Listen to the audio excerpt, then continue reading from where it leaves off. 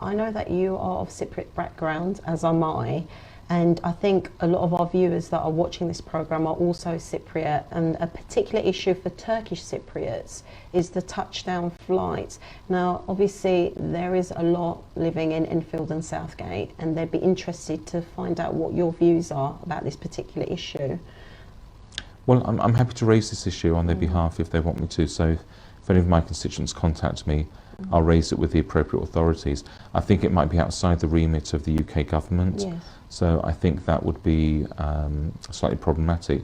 But as a much wider issue, hopefully it will be one of the things that will be resolved if there is a peaceful settlement for Cyprus.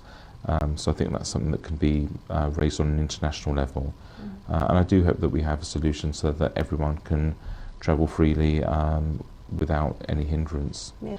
One of the first cases I dealt with was of a Turkish Cypriot family that had a claim against the Cyprus government for land that was taken from them when they fled Cyprus in the 60s. Yes.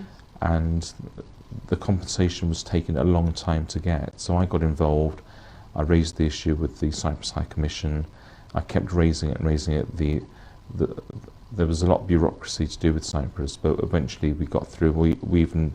I even took them to the Cyprus High Commission and got them to sign certain forms that were handed to an official there, and eventually they got their compensation. So they got €330,000 for the loss of their land. And I'll always take any issues where there's an injustice. Yes. No matter where they come from, whichever community it comes from. Really. I was contacted by two constituents that had relatives buried in Tottenham Park Cemetery. It was a private cemetery, and you wouldn't think this, but private cemeteries are governed by very old Acts of Parliament going back to the 1850s. Yes. And it seemed to be that this was being described politely as mismanaged, the cemetery.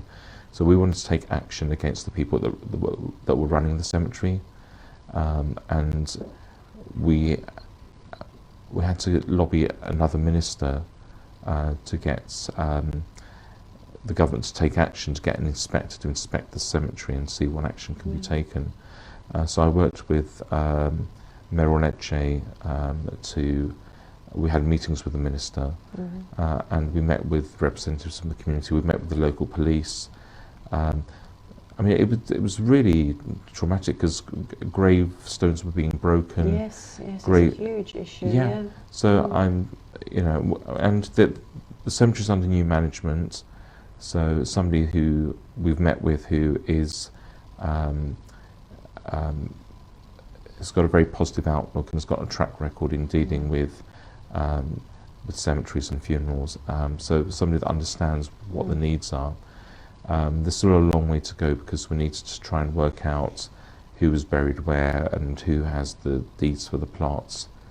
But there's a lot of goodwill there, and it looks like we will be able to have a happy solution to this, although it's not over yet, so we need to work with that.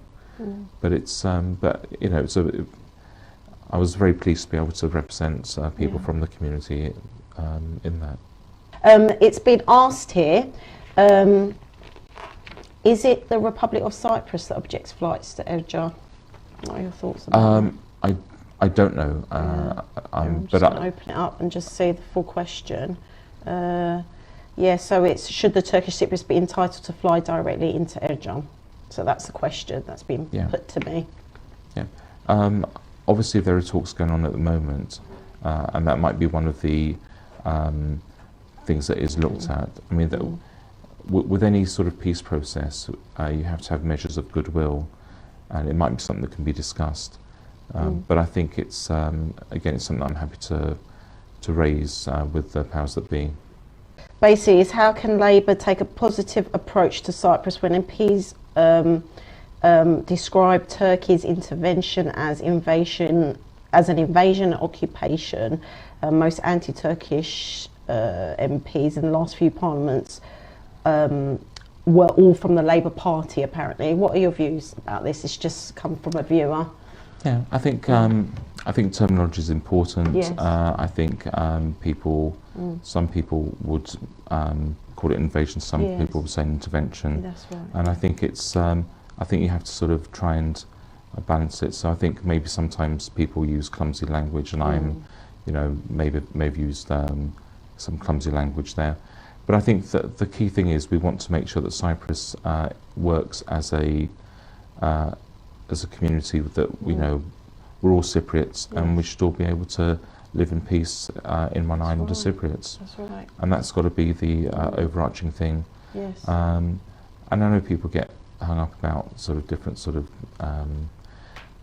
different terms, but I think we need to look at the wider picture. Definitely. And I think we do need to understand the past. We do need to sort of reflect that, you know, Cyprus didn't start in 1974. There's also what happened in the 60s. Yes. A good way forward to actually raise those issues. More questions about this direct flights issue on our programme. So we'll ask you one last question about this. In 1993, a question was asked to the Director of Tourism in London, are you worried with the increase in attention to North Cyprus? His answer was no. As long as they don't have a direct flight, we are not worried. Was his answer justified? Do you agree with this? I don't know who that was referred to. It was, I mean, I don't know. It was a question asked to the Director of Tourism in London of the ROC. Okay, so this is somebody who deals with travel, and apparently this was asked. But obviously, you're not in agreement with anything like that. I don't have any knowledge of that. But if people want to contact me, I'm happy to raise these issues with them. If I'm elected as the Member of Parliament, you know, I'm always happy to raise people's concerns about things and see what the answer is.